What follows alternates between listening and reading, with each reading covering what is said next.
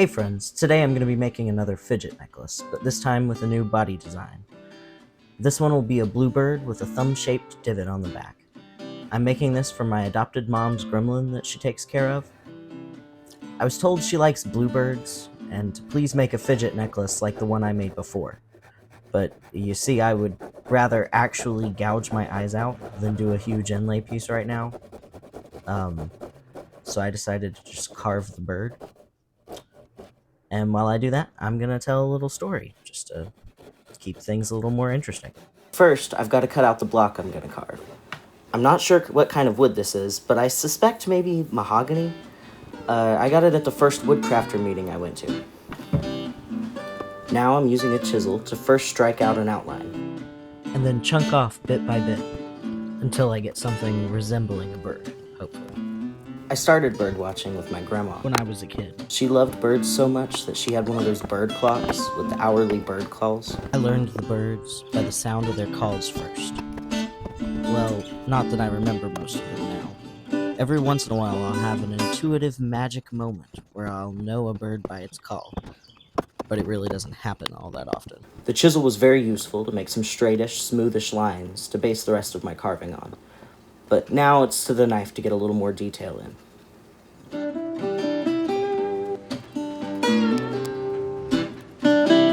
My favorite bird sound has probably got to be the chickadee. It sounds absolutely terrifying. Like, listen to this.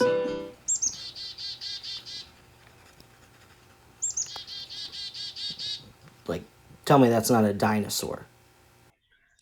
Maybe not like a full-grown dinosaur, and probably not that big at the beginning, but like the last part, that's a dinosaur. And the bird is cute and tiny. Why does it have to sound like an audio glitch or something? I don't want to be scared of birds. I'd like to work through my fear, but that's going to take the right circumstances in my life. I need someone that I trust, that also has birds, and they can also confidently handle those birds. Maybe like chickens or something.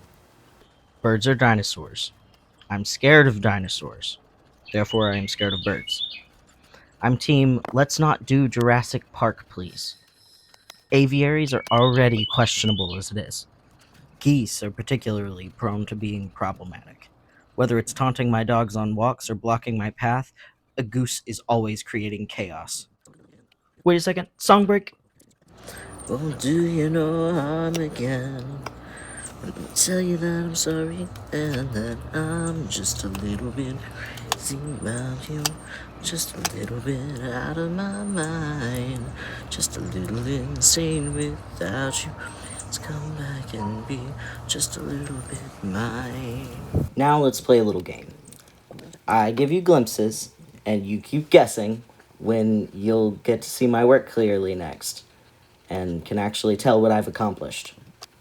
My hands are out of the screen most of the time I'm carving, and I'm sorry, I'm working on it. Cameras are not easy. And I'm working with a sketchily suspended iPad for most of this. Today I'm going to tell you the story about how a goose single-wingedly destroyed the stern reputation of one of my RDCs from boot camp. Our division had 3 RDCs.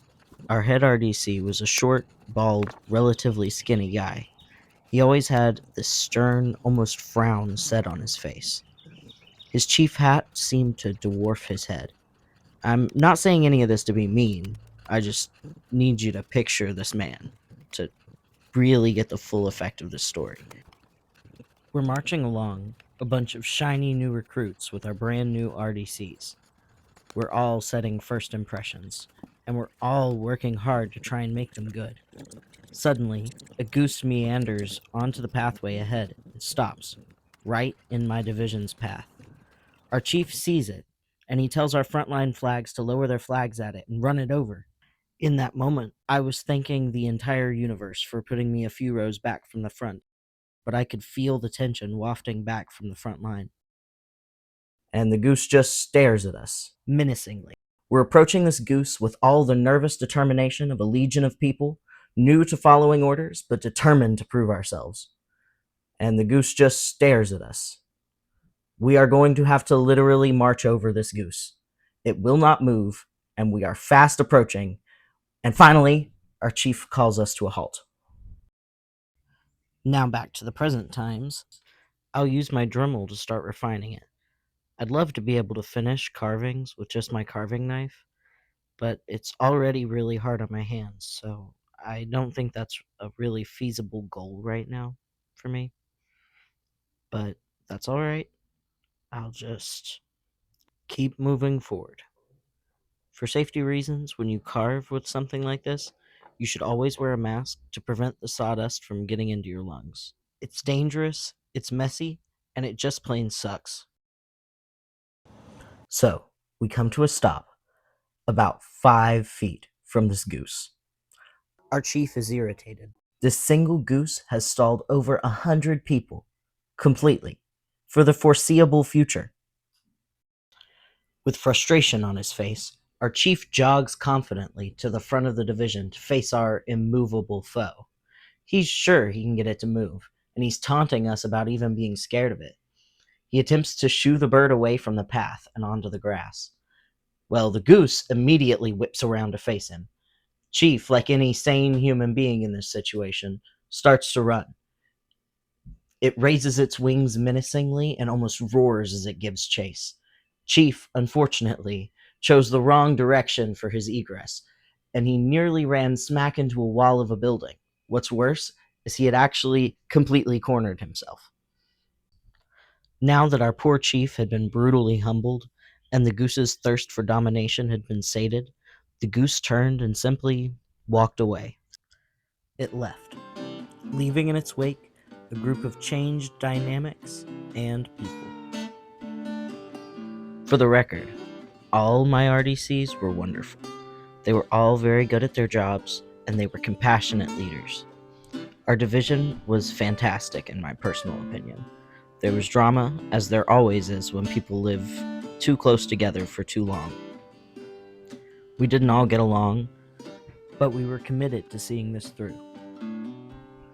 The fastest way out is through, and the best way through is together. I think that's a good philosophy for life, too. Almost every one of us that made it through the first week graduated together. A testament to their good leadership and our cooperation and hard work. I've got the thumb indent sketched out, and I've got it clamped into my little setup now, and I'm just carving out that little bit to make the part that you can rub. As I carve, I periodically pull it out of the clamp and test it. I'm refining how I want it to feel in the hand. I'll fine-tune the shape later as I sand. Here's it after all that carving work. I already gave it some nice pits for eyes, and now I just have to drill a hole through its butt.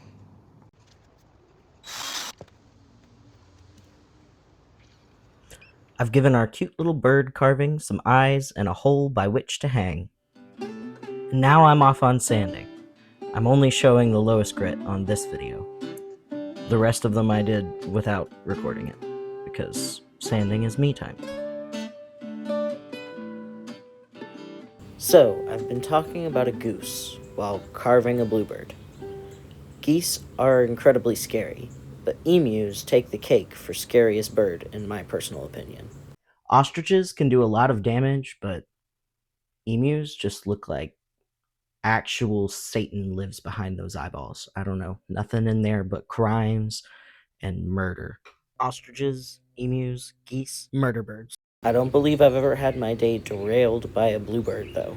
Bluebirds remind me of a sweater my grandma used to wear. My grandma is gone now, but Bluebird's song still speaks of new beginnings, hope, and renewal. Winter must come before the spring, I guess. Here it is all rough sanded. And now, through the mysterious power of time travel, it's been through the sandpaper gauntlet, and it's nice and smooth to the touch. Now I'm going to inlay those terrifying soulless eye pits of his with some turquoise. So this was supposed to be a fancy transition, but I shook it the wrong way at first, and it just didn't work out. I've put finish on them, and they're drying on this hanger contraption. I got the idea for this from Red Wine Wood Design. I've got some very fine grit sandpaper to finish the finish. I'm starting at like 800 grit and ending at 2000. It leaves this weird fine powder that you'll see on the close-up. but the beeswax later will take care of that.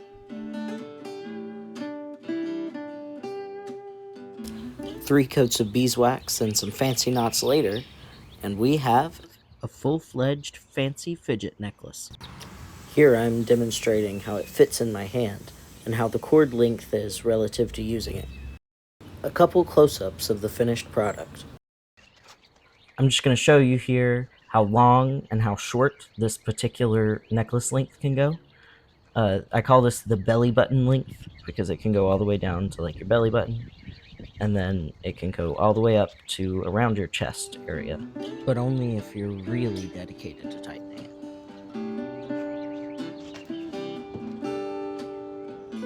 So this is me wearing both the necklaces that I made in this batch. There's the star necklace and then the bird necklace I made. I'll make another video for the star necklace, so make sure to like and subscribe so you don't miss it. Thanks for watching.